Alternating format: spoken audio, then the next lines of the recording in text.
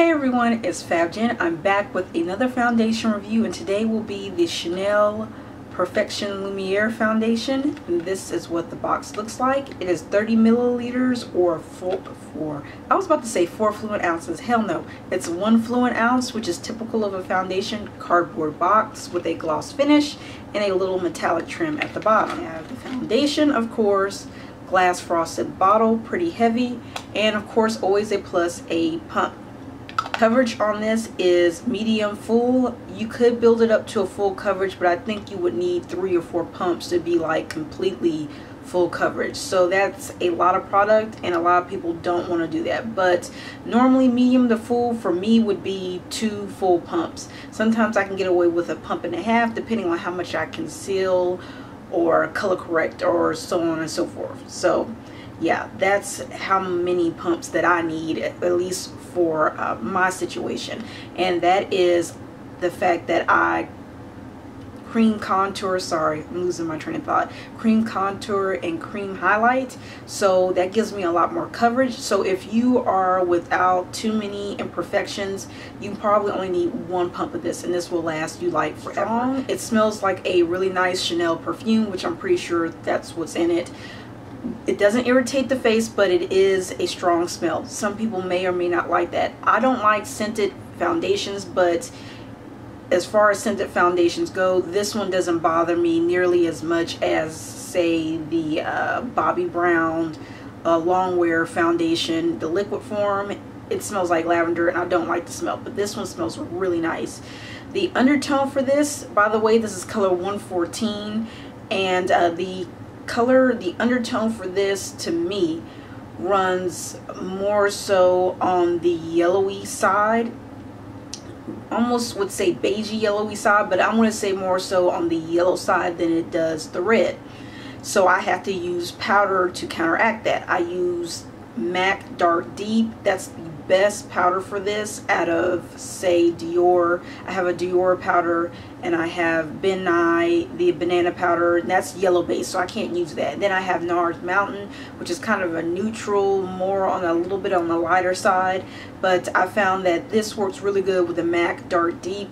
I did try it with the Le Beige, and I looked way too red. The red in the Le Beige overtook everything, so I had to stop using that. So right now I have it on, and I'm using the MAC Mineralized Skin Finish, and it goes beautifully with this foundation. This is the wear test for the Chanel Perfection Lumiere in the color 114. This is what it looks like freshly applied. If you don't already know, I'll be wearing this foundation for approximately 12 hours, sometimes even longer. I'll come back after a day of blotting. I usually blot no more than 2 times a day in a work period. So after I blot, I don't powder, I just blot. And then when I come back, I'll show you the results and what it looks like, if it's oxidized, if it has faded or anything like that. So this is what it looks like. So far so good, and I will see you guys in the next clip after the 12 hours have passed. All right.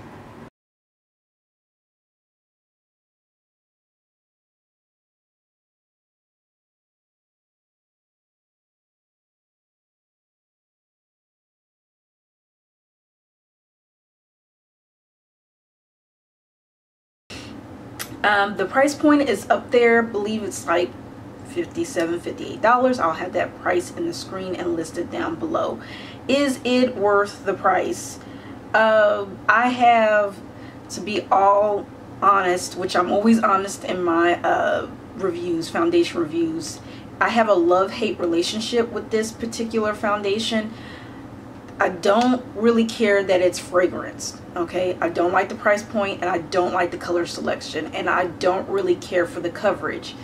However, the finish on this is absolutely beautiful. It does last almost damn near all day, but however, I do use setting sprays, primers, and powder.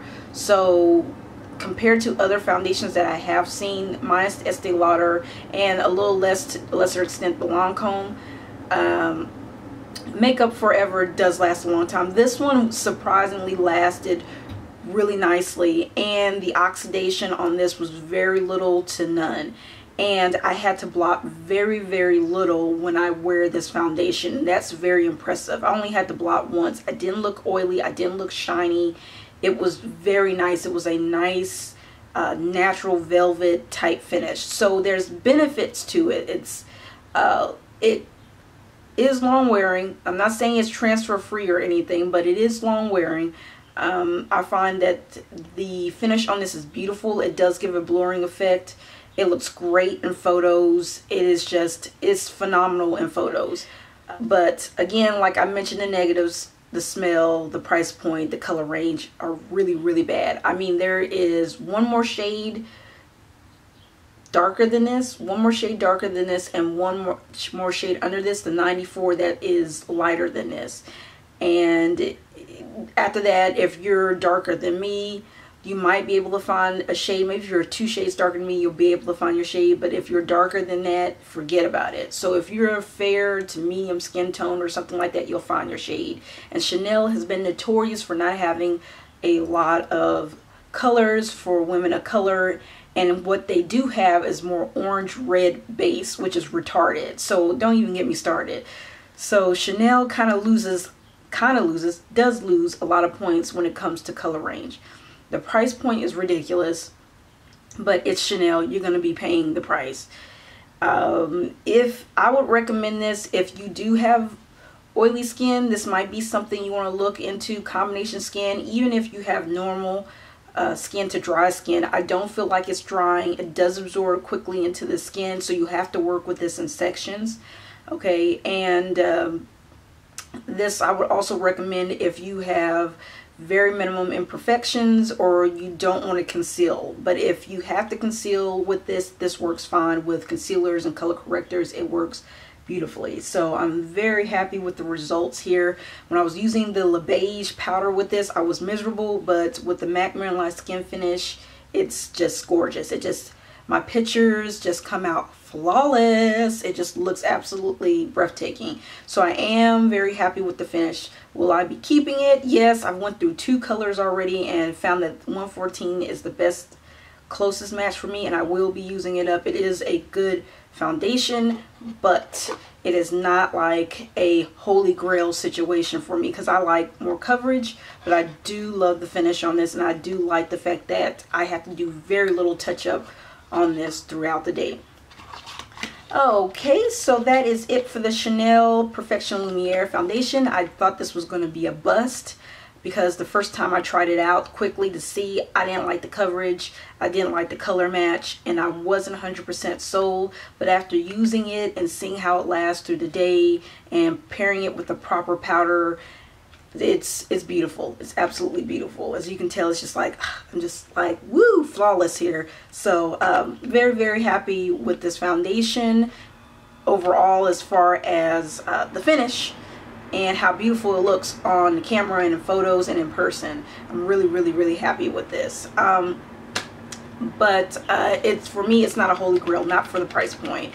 NARS is a holy grail. NARS Sheer Matte, Estee Lauder Double Wear, and like Lancome 24-hour foundation. Those are like staples. But this one, for the price point and for the color range and everything that I have to do to it to make it work for me, it's not a holy grail for me. So if you have any questions, please feel free to ask, rate, comment, and subscribe if you like, and I will talk to you guys later.